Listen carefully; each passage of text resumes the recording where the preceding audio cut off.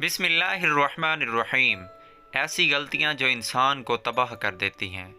दोस्तों, मेरे चैनल को सब्सक्राइब करें। आपकी सपोर्ट का बेहद शुक्रिया। चंद फाश गलतियां आप भूल कर भी ये गलतियां मत करना।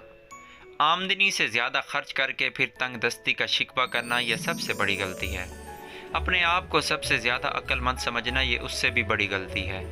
गुनाह को इस नीयत से करना कि चंद मरतबा करके छोड़ दूंगा, ये इंसान की सबसे बड़ी गलती है।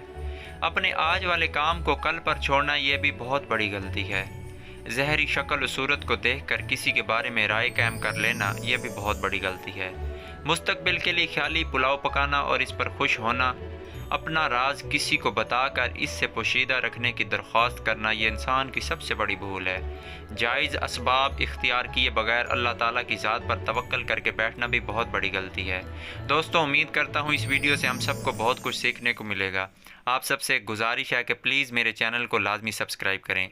सब्सक्राइब करने से मेरी हौसला अफजाई होती है। इंशाअल्लाह मैं और भी मज़ीद अच्छी वीडियो आपके लिए लाता रहूँगा।